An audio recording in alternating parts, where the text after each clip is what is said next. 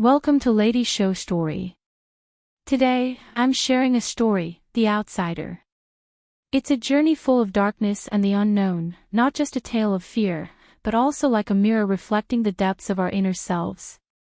After listening, we can take a moment to reflect together, and perhaps find some insights to bring back into our own lives. So, are you ready? Let's begin this eerie and mysterious story.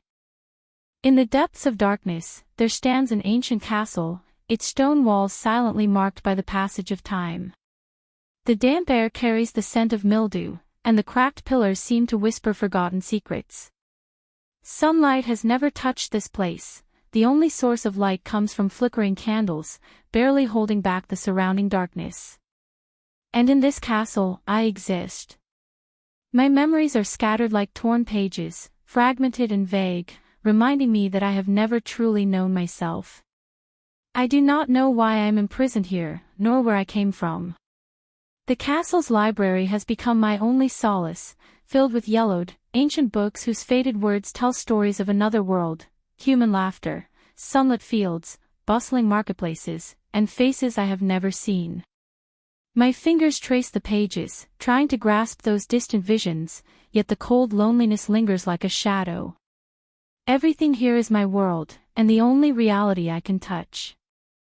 Time, if time even has meaning in this shadowed place, has planted a seed of unease in my heart. I am growing weary of this endless gloom and yearning for a world beyond the books. I imagine the warmth of sunlight, the possibility of speaking with others, even if only from a distance, just watching them. My mind struggles in the darkness, like a moth trapped in a spider's web, craving freedom yet not knowing what freedom truly is. Within the castle stands a tall tower, its spiral staircase in ruins, the stone steps trembling beneath my feet, as if they might swallow me whole at any moment. I have stood countless times at the base of those stairs, staring up at the heavy stone door above. What lies beyond? Is it the world described in the books, or an even deeper darkness? I do not know. Yet that door has become my only hope, my final gamble against loneliness. I begin to climb. The stairs groan under my weight, dust swirling like ghosts in the air. Each step feels like a trial, as if the castle itself refuses to let me go. My fingers dig into the cracks of the stone, my nails scraping and bleeding against the rough surface. Fear and desire intertwine. In my chest, a fire seems to burn, driving me ever upward. When I finally pushed open the stone door, a cold wind hit me, carrying the scent of earth and decaying leaves. I stepped out of the castle and felt the night air for the first time. It was so strange, yet so real. Moonlight poured down like a silver veil, illuminating a desolate church graveyard. The tombstones leaned unevenly, their inscriptions long eroded by wind and frost. I stood there, staring at the unfamiliar scene, my heart filled with awe and unease. I didn't know why I had come here, yet my legs seemed drawn forward by some invisible force. I walked through the graveyard, through a mist-shrouded forest, and finally arrived at a brightly lit castle. Warm light shone through its windows, and laughter and music drifted out, like scenes described in the pages of a book. My heart raced. I longed to join them, to be part of their world. Carefully, I approached, hiding in the shadows, observing them. Their faces were so vivid, so real, brimming with life. I reached out, wanting to touch that light, to immerse myself in their world. But the moment I stepped into the hall, the laughter stopped abruptly. Fear filled their eyes, and they screamed, scattering in every direction, as if they had seen some unspeakable horror. I chased after their fear, trying to understand what had happened. My voice rasped hoarsely in my throat, calling out, pleading, but no one answered. Eventually, I came before a massive mirror, moonlight streaming in through the window and reflecting off its surface. I reached out, touching the cold glass, and then, I saw. It was not a human face.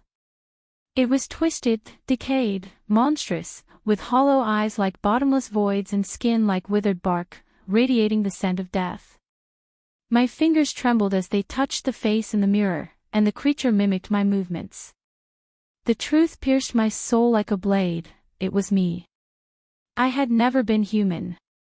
I was some forgotten existence, some cursed outsider. Memories surged like a tidal wave.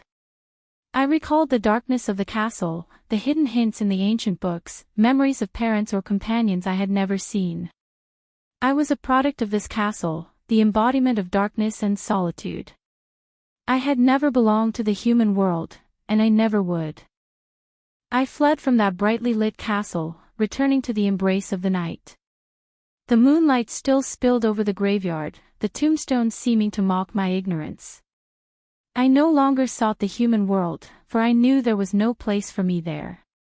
I am a stranger, a rejected outsider, a solitary soul wandering with the ghosts of the night. Yet within this solitude, I found a strange kind of freedom. I am no longer bound by the fantasies of books, no longer tormented by impossible desires. I merge with the darkness, dancing with the nameless spirits. I am part of the night, the whispers of the graveyard, a shadow unknown to all. Perhaps this is my destiny. Perhaps, in this endless darkness, I have finally found the place that belongs to me. In this story, we witness the birth of an outsider. He spent years living in a dark castle, lonely and yearning, yet never truly understanding himself. One day, he finally stepped out of the castle, only to be met with fear and rejection as he sought the company of others. It was only when he saw the truth reflected in a mirror that he realized he had never been human, but a completely different being. This discovery was both cruel and heartbreaking. Yet, the outsider's experience serves as a mirror to our own lives. Loneliness is often the starting point of self-awareness. When we lose connection with the world, it may be the perfect moment to listen to our inner selves. Rather than avoiding solitude, we can use it to explore who we truly are, to understand our desires and values. Such self-awareness is far more genuine than blindly seeking external validation. The fear of the crowd also reflects the prejudices in the real world. Many people fear what is different, and so they choose to reject or avoid it. But this does not mean we are without value. True strength comes from finding those who understand and support us, rather than forcing everyone to accept us.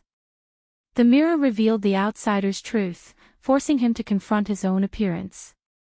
This moment reminds us that everyone needs the courage to face the most authentic parts of themselves. It may be imperfect, even painful, but honestly accepting ourselves is often the beginning of transformation. Though the outsider was ultimately rejected by the human world, he found a different kind of freedom in the night.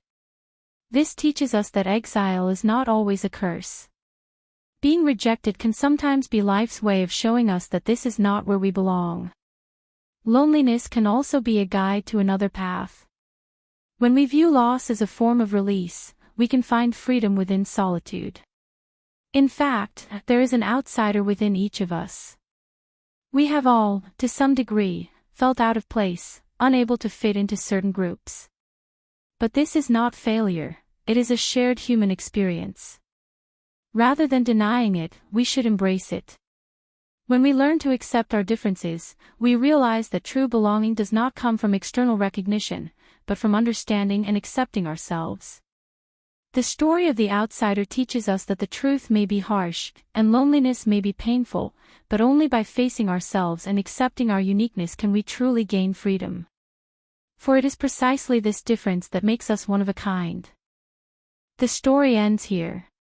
Perhaps it has stirred a little unease, and perhaps it has allowed us to see the loneliness or uniqueness hidden deep within ourselves. I hope that during this journey, you were able to find some insights and reflections that belong to you. If you enjoyed this story, don't forget to give the video a like, subscribe to Lady Siou Story, and turn on the notification bell so you won't miss the next story in Journey of the Soul. Thank you for accompanying me, and I'll see you in the next story.